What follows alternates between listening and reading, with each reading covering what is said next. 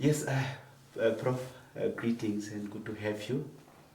Maybe in the first or in the very beginning of our conversation, it's a question of, just to tell us what brings you here to Namibia. I know it's probably not your first time, and some of the activities that you and the university back home here are working on. My name is Puleng LenkaBula. I'm a professor of ethics and the principal and vice chancellor of the University of South Africa. The University of South Africa is the largest university in the continent.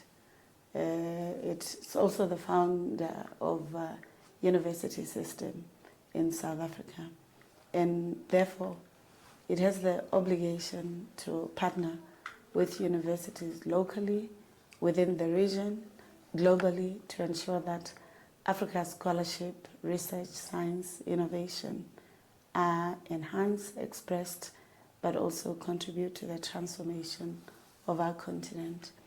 We therefore have a partnership with the University of Namibia, which is one of the excellent universities in the region and in the continent.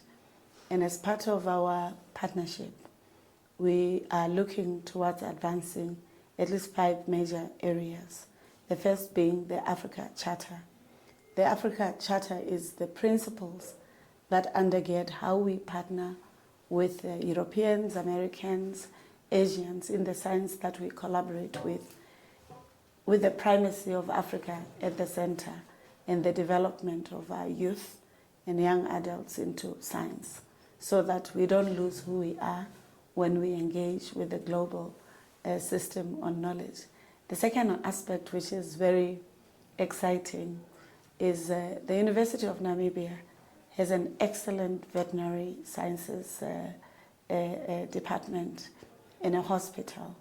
It is world class, and therefore for us as a University of South Africa, we do not have veterinary sciences, and therefore we've found University of Namibia as an important anchor partner for our intentions and commitments towards veterinary sciences. And what makes this the University of Namibia a unique partner is because they don't just have accreditation for veterinary sciences in Namibia, they also have it in South Africa, in Botswana, alongside global partnerships. We also have some of the largest numbers of animal geneticists in our university. So that partnership is going to enhance the numbers of graduates that we will produce in veterinary sciences, and who are not just concerned about dogs and cats as pets, who are going to look at wildlife. Namibia is known for the best beef in the world. You know, we want to learn from that best practice. But it's also about how do we ensure that veterinary sciences is at the center of an economy in a continent that has young people who need employment or who need to create employment, who need to create transnational businesses, not just spaza shops or what at home we call spaza shops, just small subsistence business. There must be global businesses. So we see this partnership on the veterinary sciences very important. It will also address issues of food sovereignty, not food security. Hear me, I'm not saying security. We want food that's organic, that comes from our own soils and own context, that is life-affirming, that helps us to guard against some of the ensuing diseases in our countries, but that also is able to withstand the weather and the climatic challenges that are happening. And I think agriculture, veterinary sciences partnership of UNISA and UNAM will help us to advance that, and even for the continent. The third aspect, or fourth aspect, is the astronomy. You'd be appreciative that the first young astronomer, radio astronomer, has been produced by UNAM. And the University of South Africa is also one of the 2 universities in the continent that has radio astronomy. And therefore, we're going to be exchanging ideas. We're here also to support and launch the Africa Millimeter Telescope, which will be located at Gamsberg Mountain. You'd know that Gamsberg Mountain is understood to be the best place where the atmosphere allows the scientists to see light and all associated aspects. I'm not an expert in astronomy. I told you I'm in ethics. So the scientists will explain the deeper details. But why is this science important? It's important because we live in a world where convergence of technologies, astronomy, the digital systems are central to how we live. We are interested in data systems that help us to understand the world and also the systems, the planetary systems. We're interested also because in that mountain, the geology, the plants, the multidisciplinary opportunities are quite many. But there's also economy. There's a business of economy that universities must invest in. When our graduates finish, they should not be unemployed. If they are unemployed, they should create business. So the infrastructures around the telescopes that are going to be built must be an anchor point for Namibian economy, as it is for University of South Africa and or Southern Africa. When not just the road infrastructure or the buildings, the telescope, who must mend this or make sure that they function, they work, they are globally competitive? Must be African intellectuals.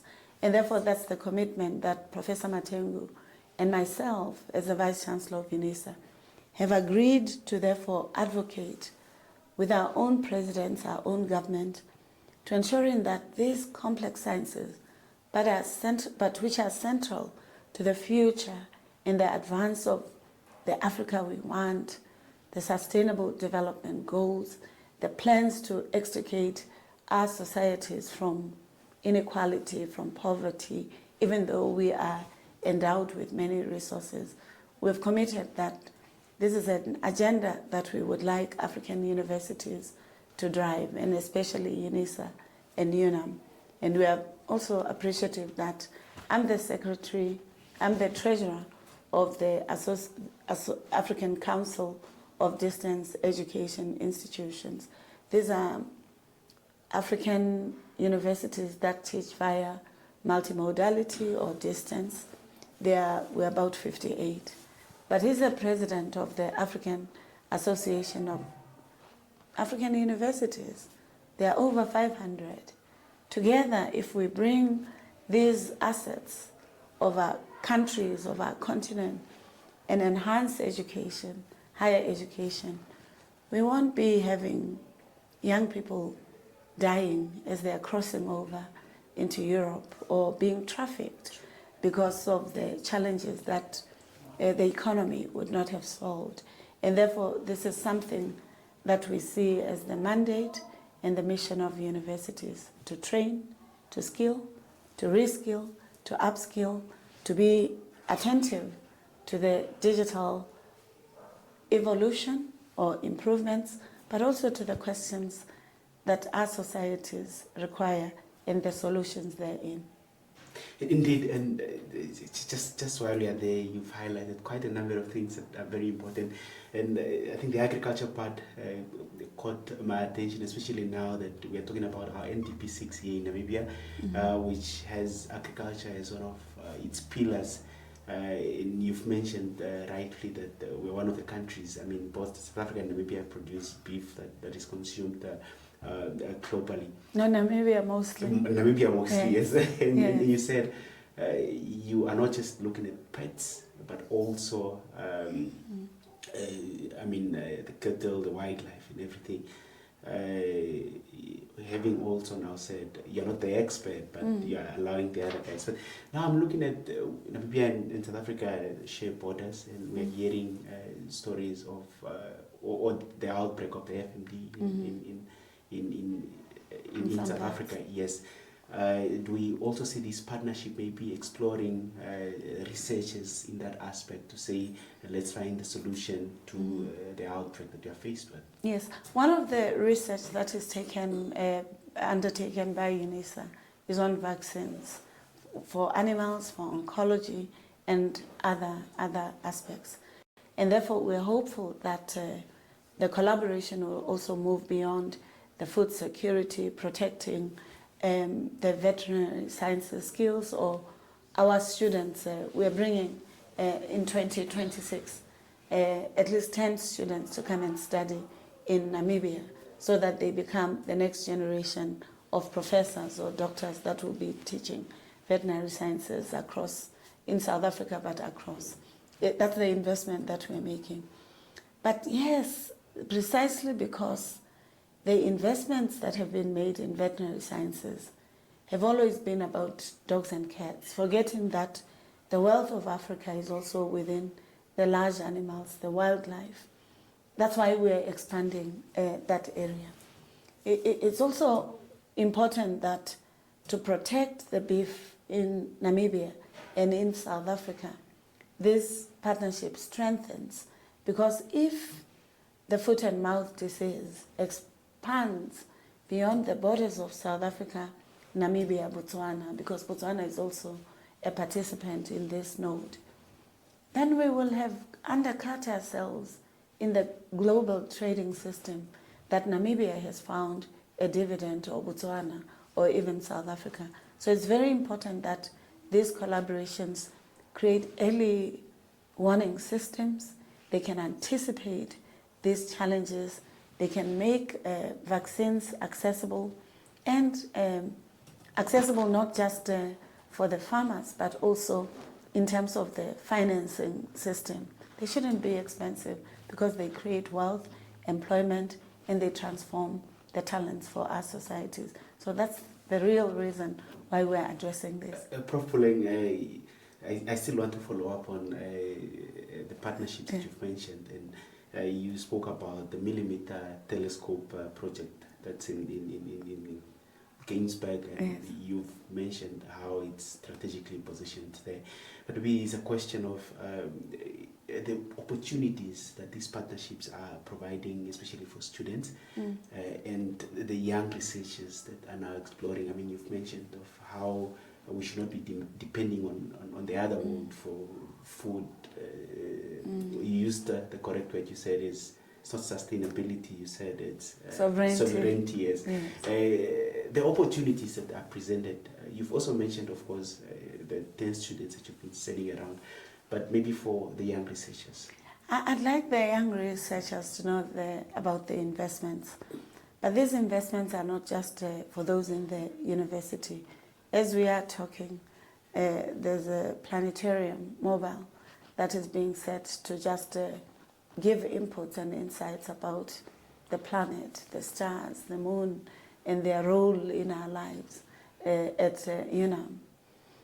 And that is to ensure that a primary school student, a high school student, so one in TVET, to know the multiple nodes of economy of entry within astronomy and the sciences. But the most important aspect, whether you are a young person in Namibia or in South Africa or in the continent, whether you are as old as I am or older, it's important to know that this will be the first complex science research that Africa will be hosting in its shores and supported by its scientists in collaboration or partners with the universities that we work in.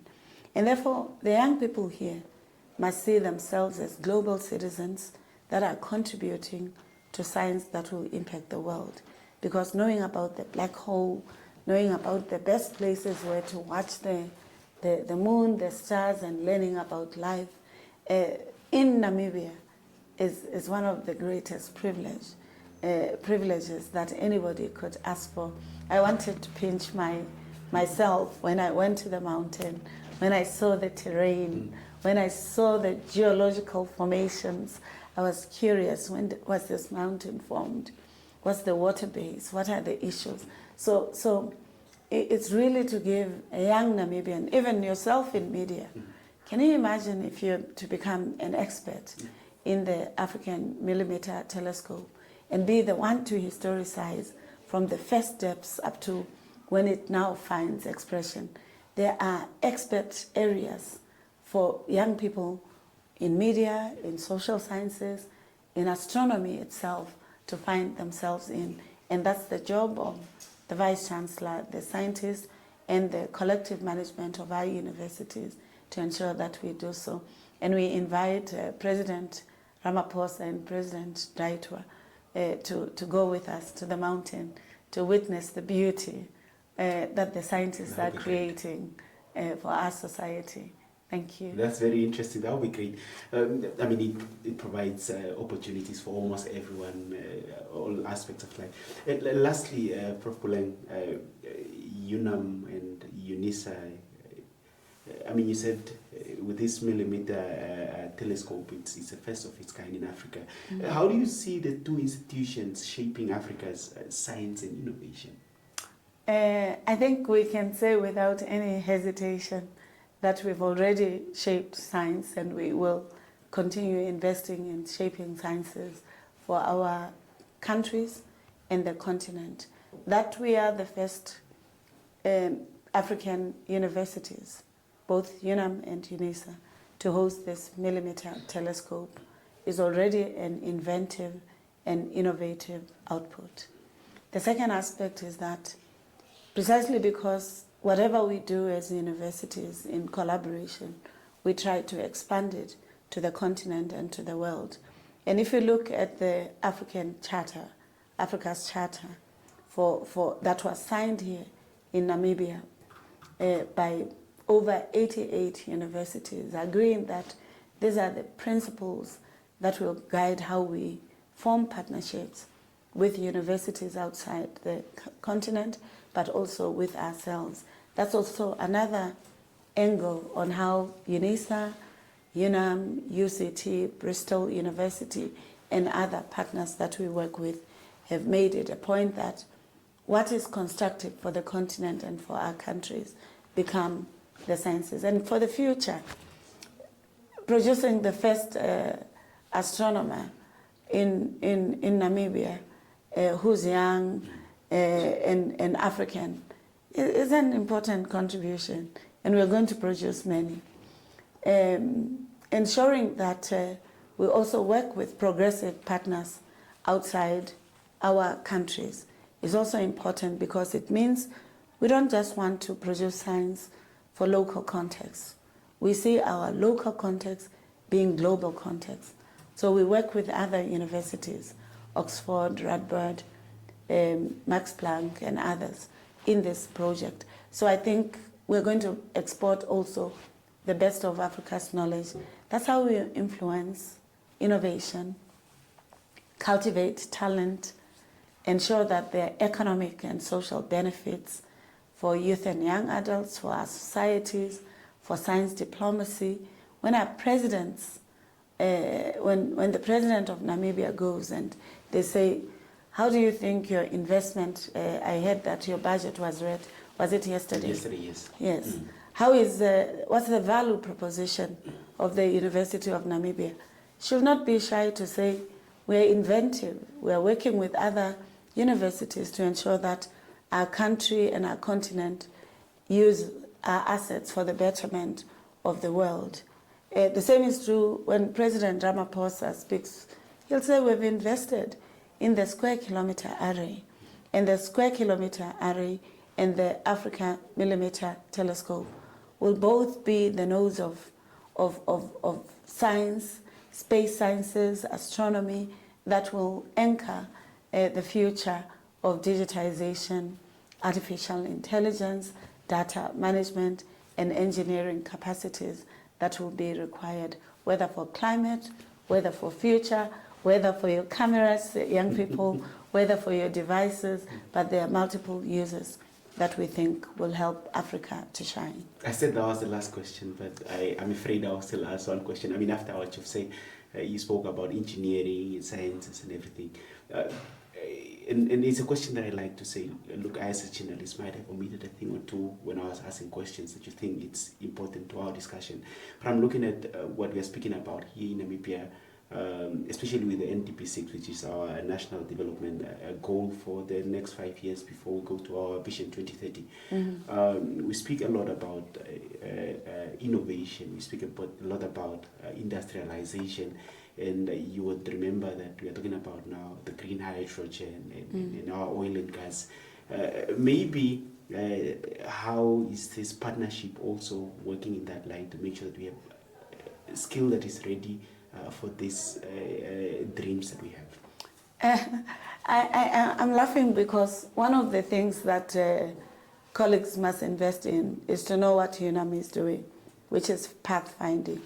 So the green hydrogen work in the continent, one of the universities that has produced some of the important partnerships or is collaborating with industry, universities, but also with the state is UNAM. Many of us are still trying to find our pathways into those discussions about re-greening ourselves. We may be strong in nuclear sciences and agriculture and other sciences, but Namibia is quite ahead. Your partnerships, for example, with Germany, with other universities, is quite ahead. So you should shine your universities when they're doing great work, because that's why we're knocking doors. We knock doors at institutions that are innovative, impactful, and that create the science that we deem important for changing our societies for the better.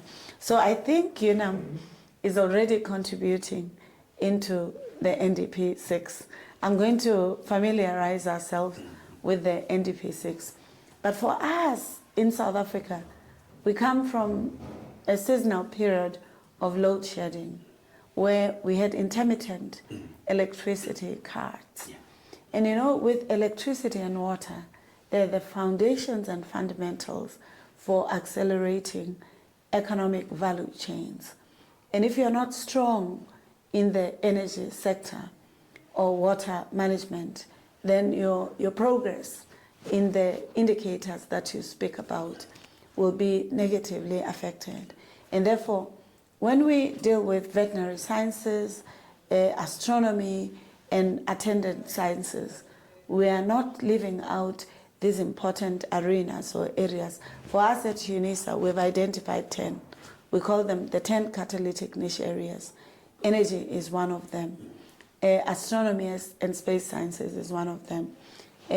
Creating the next generation of scientists in a country, but also in the continent where you have youth, and where, as they say, by 20, 30, or 50, we will have 2 billion. What do you do with young people who do not have, whose brain trust is not activated? So that's our interest. We don't want you to only know how to dance the best. You can dance, you can play, but you must be the best scientist, the best business person, the best social scientist, the best advocate for social justice, the best politician, as well as the best banker. If you're that, we know that we will have done our work. Thank you very much. Thank you.